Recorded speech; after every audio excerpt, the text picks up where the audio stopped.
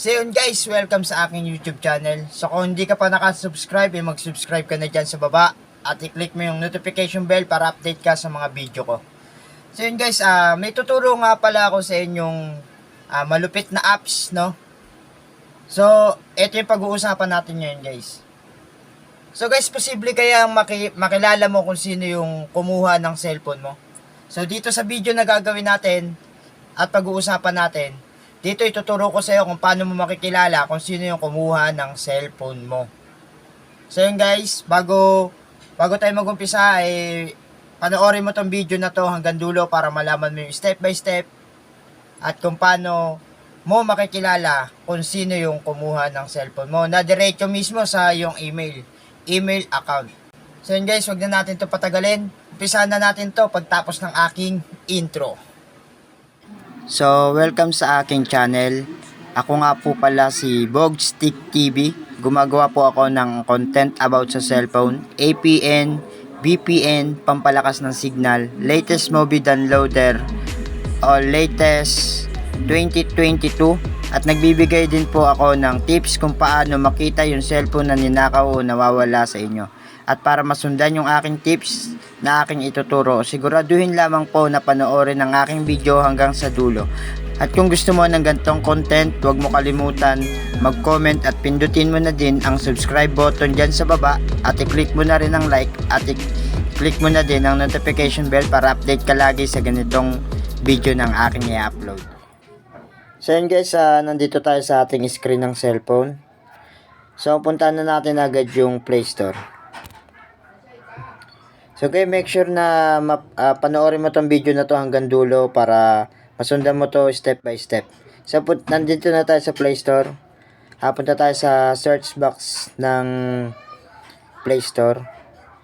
So search lang natin guys yung track it even if it is off. Track it even if it is off. So guys, dito sa apps na to guys, dito mo makikilala kung sino yung mismong kumuha ng cellphone mo o yung nagnakaw ng cellphone mo. Guys, click lang natin yung search. So guys, mapupunta tayo rito sa kay Hammer Security, yung may kandado. Etong kandado na yan, si Hammer Security yung gumawa niyan guys. So tignan natin guys, reviewin natin kung legit nga ba talaga tong apps na to. So dito mo tayo guys sa download. Meron na siyang download na 1 million plus. Mababa lang din siya guys, 11 MB. Yan. Tapos yung star rating niya guys, 4.8. Tapos punta tayo dito sa mga nag-comment, yung mga nag-review sa kanya, 21k. So click lang natin yan. See all viewers. So guys, dito guys makikita nyo guys na puro positive yung mga nag-aano sa kanya, nagko-comment. So yan. So very good apps nga talaga to. Malaking tulong talaga tong apps na to para makilala natin kung sino yung nagnakaw ng cellphone natin. So back tayo guys dun sa mismong apps. So install lang natin. So yan guys, kung hindi ka pa nakasubscribe at kung bago ka pa lang sa akin channel, huwag mo kalimutan i-click yung subscribe button dyan sa baba at i-hit mo na rin yung notification bell. Huwag mo kalimutan mag-like sa video to kung nagustuhan mo tong video na to. So yun guys, hintayin lang natin siya mag-download. Okay, yan. Etong apps na to guys, malalaman mo rito kung sino yung mismong kumuha ng cellphone mo o nagnakaw ng cellphone mo. So medyo mabagal yung internet natin. Yan, okay. Okay guys, installing na siya guys. Wait na lang natin guys. So guys, pag na-install na natin guys, open lang natin.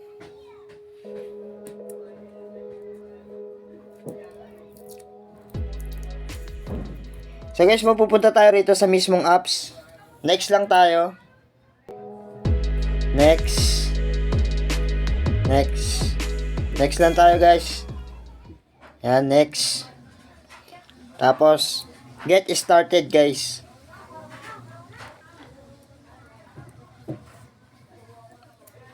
So yan guys, no, wag mo skip tong video na to para malaman mo yung step by step kung paano ko i-set up tong apps na to. At kung paano mo makita yung mismong nagnakaw ng cellphone mo. So yun guys, makikita nyo rito guys, maraming pamimilian na pwedeng buksan. So sa next vlog ko na lang yan ipapaliwanag sa inyo kung paano ba yan. So dito muna tayo pumunta sa includer selfie. Ito muna yung ituturo ko sa inyo guys. Ito muna yung topic natin ngayon. So, i-click lang natin tong button sa right side. Click lang natin yan yung on-off. Na pagka-click mo nun guys, mapupunta ka rito sa let app always run in background. So guys, allow lang natin yan. So yun guys, punta tayo rito sa accessibility. Click lang natin yan guys. So guys, i-search lang natin dito yung Hammer security na apps. Scroll down nyo lang guys. Ay, scroll up pala. So yun guys, ito yung Hammer na apps natin. Click lang natin yan. Open lang natin. Okay. Allow lang natin yung Hammer guys. Open lang natin yan. Allow. So dito guys, meron siyang hinihinging verification guys. So guys, kung makikita nyo dito ang bandang kanan, meron dyan na mga letra. So yan lang din yung gagayahin yung letra.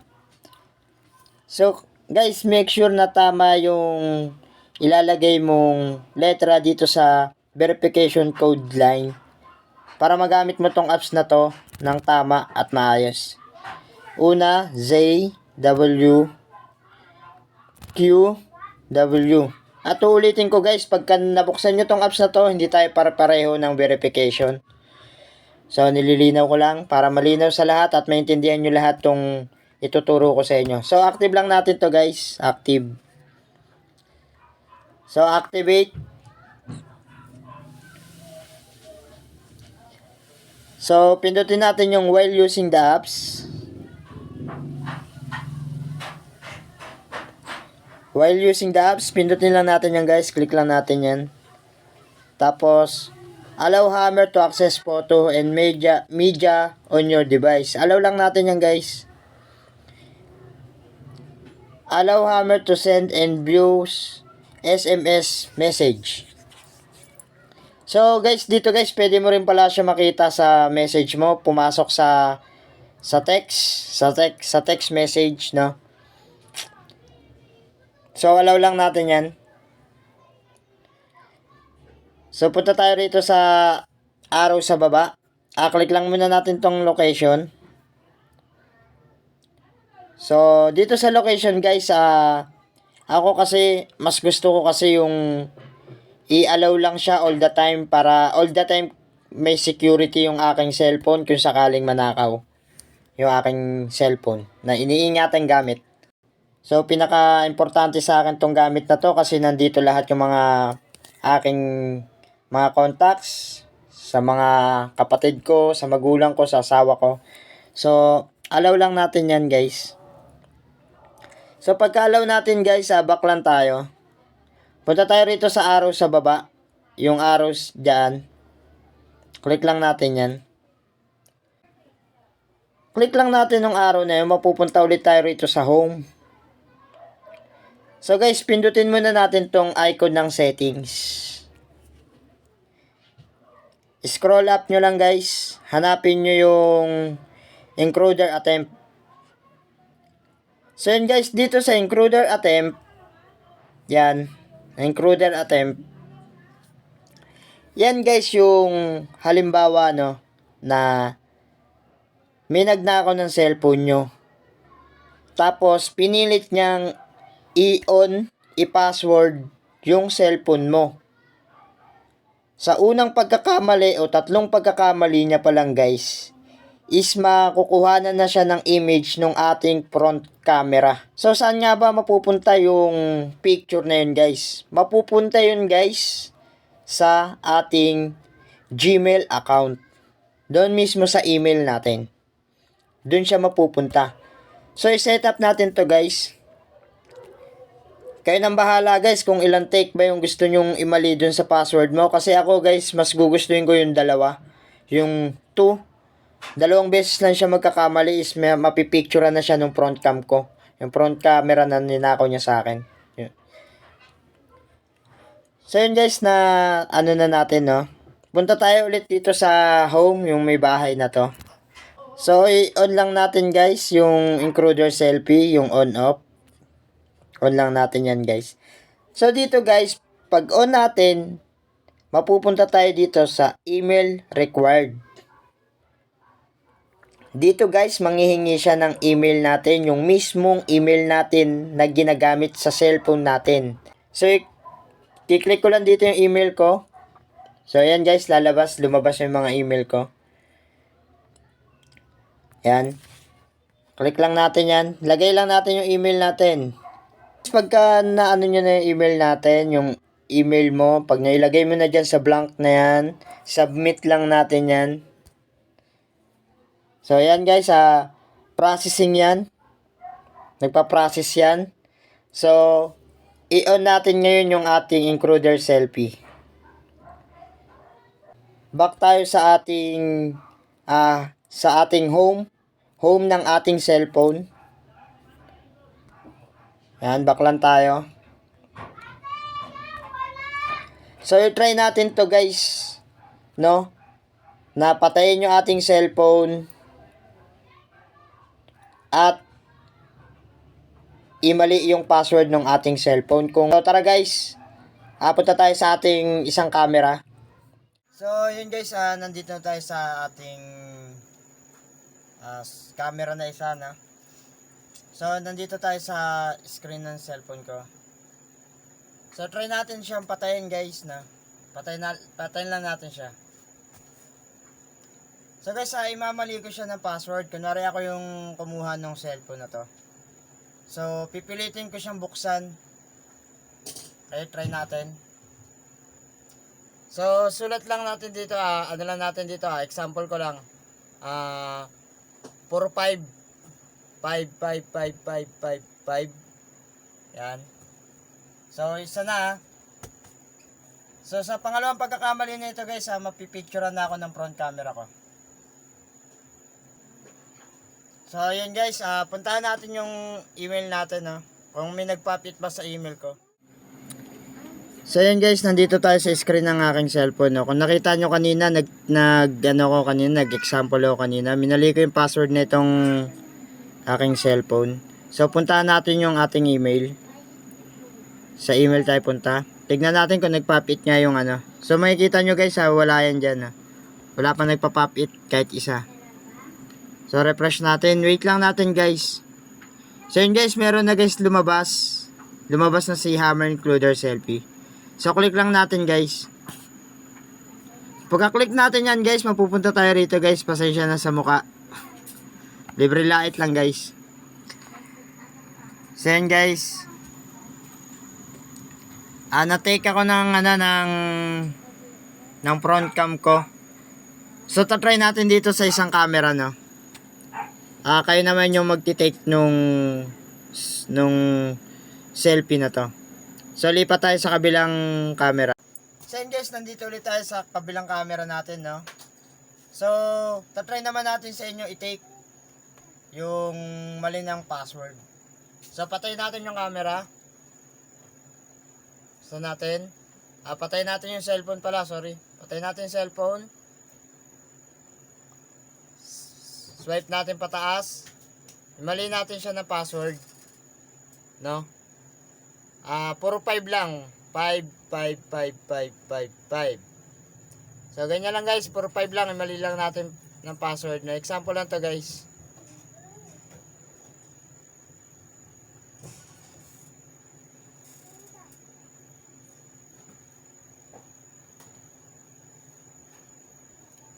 Okay, so puntahan naman natin tong screen natin kung meron nag-pop it na meron nag-pop na message sa ating messenger, no? Sa messenger, sa ating email. So yun guys, nandito tayo ulit sa ating screen ng cellphone. So puntahan natin guys, kung kanina an example ko sa inyo sa harap ng camera ko, no? An example ko, minali ko yung password. Tinapat ko sa harap ng camera. Tignan natin sa email, sa Gmail. No, kung nag-pop it nga talaga yung image nyo diyan sa Gmail ko. So click lang natin to. Punta tayo sa Gmail. So ayan guys, meron nag-pop it guys, si Hammer Includer. So click lang natin siya guys. So kanina guys, ito yung take natin kanina, no? So scroll down lang natin yan. So ayan guys. Okay. Ayun yung take natin kanina sa harap ng camera. So yun guys, no, kung nagustuhan mo tong aking tinuro, ang aking tutorial, so huwag mo kalimutan mag-like at mag-comment ka na rin dyan sa baba kung nakatulong nga ba talaga sa itong ano na to, para ma-inform din ako at para mas lalo akong sipagan sa mga gantong example ko sa mga tutorial ko. So ulit, ako nga po pala si Bogstick TV.